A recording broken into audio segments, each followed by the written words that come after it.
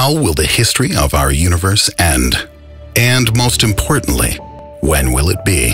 Is all this not eternal? The universe is almost 14 billion years old, and it would seem that it can safely continue to exist forever.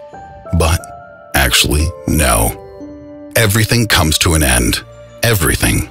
Even stars and galaxies. Everything tends towards a state of minimal energy. And because of this, 3 possible apocalypses are waiting for us.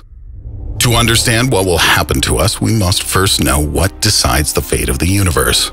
Meet dark energy. In 1998, scientists observed a new supernova, a Type 1a supernova, what's known as a standard candle in cosmology, used to measure great distances. The brightness of the explosion of such stars is almost always the same. So, measuring the brightness of the explosion as seen from Earth, one can determine the distance to the place where it occurred. There's another way to determine huge distances, using something called the redshift method. The details are a little hard to explain, but briefly, as the light from a distant object flies towards the Earth, it gradually shifts to the red part of the spectrum. So, measuring the redness of light from distant galaxies, one can determine how far they are from us. According to the first method, the new supernova was 7 billion light-years away, and according to the second method, 12 billion light-years away. The only way to explain where the additional 5 billion years came from was to assume that our universe is expanding, and that expansion is constantly accelerating. This is a big deal. It is precisely dark energy that is theorized to be responsible for the expansion of the universe. In a way, it's almost like anti-gravity, inconsequential here on our Earth and even within our galaxy, but exceeding the power of gravity at the mega distances between clusters of galaxies. This means that unless a faster-than-light mode of travel is invented, we will never be able to visit most of the universe. We'll be limited to our local group of galaxies, which includes the Milky Way, the Andromeda Galaxy, and several tens of dwarf galaxies such as the Magellanic Clouds. Even if you sat down right now in a ship that could travel at close to the speed of light, you could never leave the local group. All the other galaxies and clusters will fly away from you faster than you can approach them. It's believed that dark energy is evenly distributed throughout all of the universe and most likely always had, has, and always will have a constant density. The density of dark energy can have 3 values: less than -1, greater than -1, and equal to -1. The first theory, the Big Rip. Let's analyze the first case. If the density of dark energy is less than -1, then the universe will end in something called the Big Rip. According to modern observations, the lowest possible value of the density of dark energy is -1.08. Everything in our universe will end, in this case, in a minimum of 80 billion years. All observable objects, except for our galaxies, the local group, will fly away from us, all the while accelerating, until the speed of this expansion itself reaches the speed of light, after which we won't be able to see anything beyond our cluster. The first most distant groups of galaxies will begin to disappear in about 10 billion years. The nearest will cease to be visible after about 60 billion years. 200 million years before the rip, our local group will begin to disintegrate. As a side note, at that time there will be a new, larger combo galaxy here, the result of the collision and merger of our Milky Way and Andromeda, and about a dozen other small galaxies that manage not to get merged, but are in orbit around it.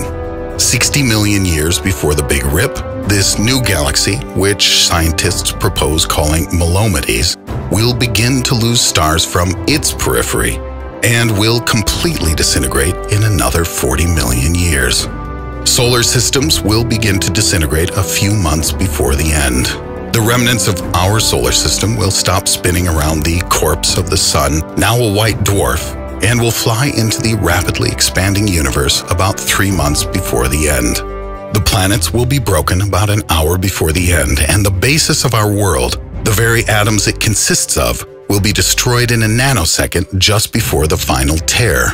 Only non-composite particle points, elementary particles such as electrons, quarks, and gluons, will remain from the wild and unimaginable diversity of what was once the universe. They will never collide again and will form nothing new. Each elementary particle will move away from every other one faster than the speed of light. Nothing more will happen. Never. Ever. The second theory, the Big Crunch. If the density of dark energy is more than -1, then tens of billions of years from now, the force of gravity will win, and the history of the universe will end with a little more fun. By the way, this theory is the least likely, but we still don't fully understand how dark energy works, so the Big Crunch still remains possible. Due to the fact that the properties of dark energy are not fully known, it's impossible to name even approximately how much time we have left in this scenario for the end of the universe. You can only describe the events that come before the end, without being exactly tied to time.